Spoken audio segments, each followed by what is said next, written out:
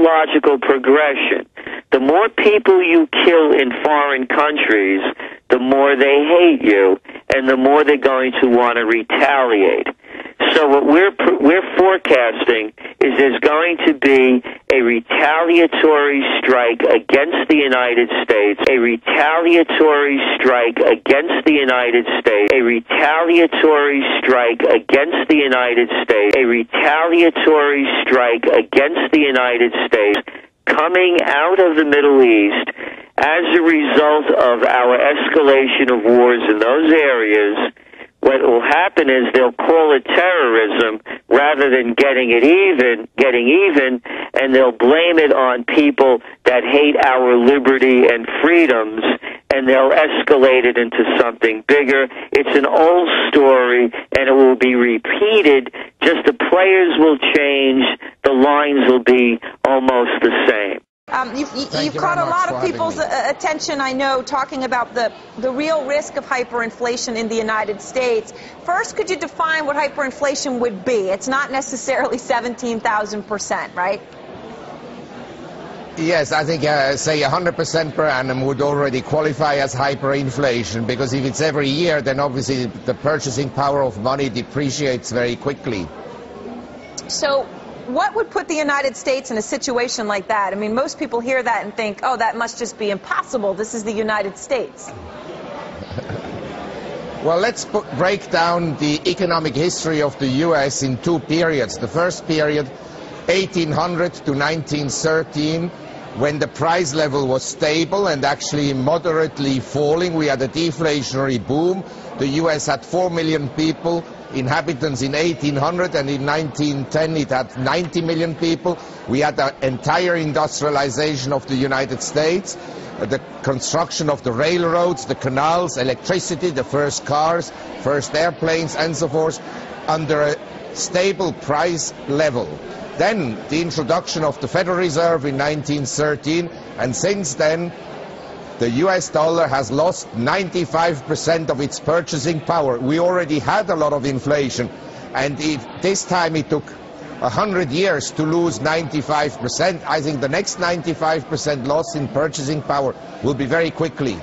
But the thing that we have to watch out for on an individual basis, as we see it right now, is an economic meltdown, and people making sure, and then those, for example, with the seed companies you're talking about, planting your own gardens, being as self-sufficient as possible, understanding where your money is, will you be able to get a hold of it, finding careers that are going to pay, because you're not going to be able to get a job going to college with a useless degree that they're putting out now. If we looked at all these numbers, I just ran through them all, but we just showed a chart that showed you that since the March lows, 4 major indexes are up like 30, 40%, and at some point, how I feel about my portfolio, like 29%, 45% for the NASDAQ, at some point, couldn't that overwhelm a whole bunch of detailed durable goods numbers and all that other stuff?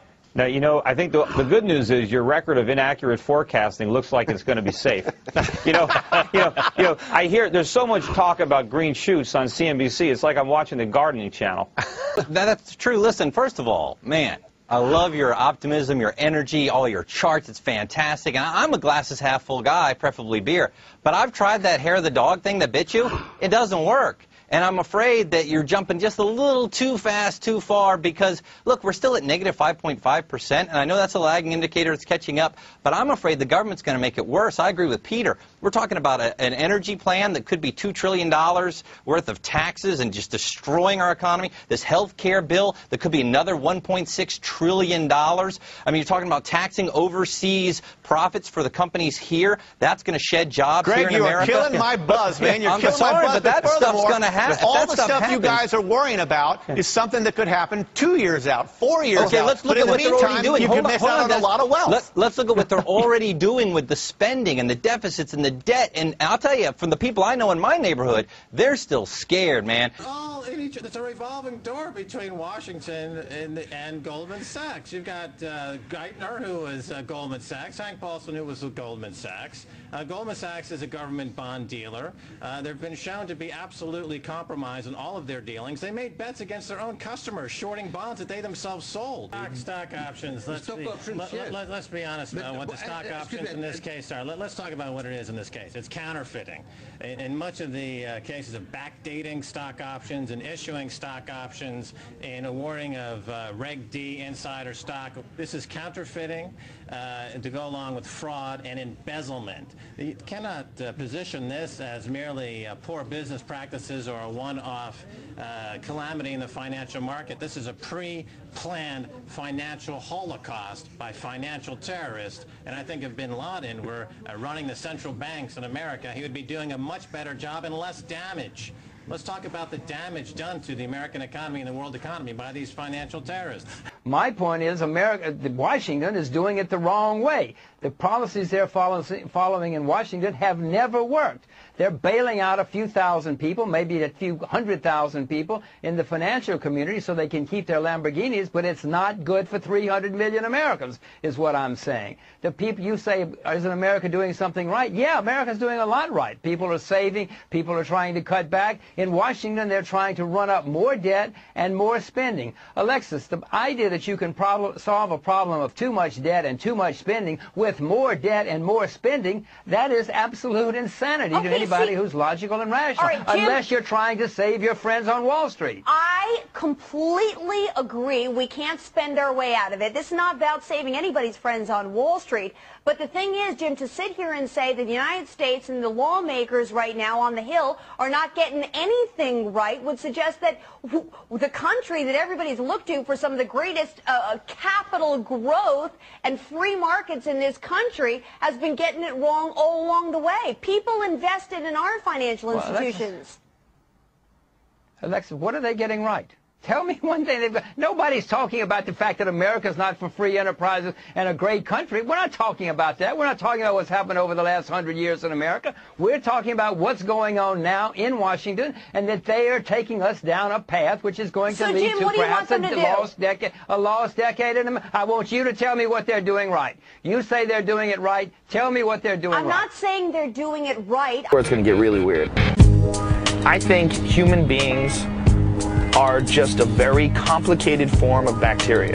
I think if you looked at the Earth as a living organism, and who's to say that it's not some sort of a super organism? It's certainly a host for life, and we're considered a living organism, but really we're a host for life. There's more E. coli living inside our gut than there have ever been people ever. There's bacteria that's constantly around you, and your body's fighting off that bacteria until your body grows old and dies. And then it doesn't fight it anymore, and that bacteria just eats your body. That's what it does. I mean, that's what it's there for. Okay, well, if you looked at the Earth as this living organism, and like you were flying into LA, and you're passing over these beautiful mountains, and you see the ocean ahead, it all looks natural and beautiful, but then you see LA. Well, what the fuck is that? That's a growth. That's cancer. It's big, and it's brown, and it stinks, and smoke's coming out of it, and it gets bigger every year. And it doesn't matter what you do, it's going to keep going. You could knock it down with a fucking hurricane, it rebuilds. Light it on fire, it rebuilds. And I think if you were an intelligent life form from another planet and you were looking at the Earth, you wouldn't see individual people. You wouldn't see housekeepers and limo drivers and stand-up comedians. You wouldn't see that. You would see mold on a sandwich.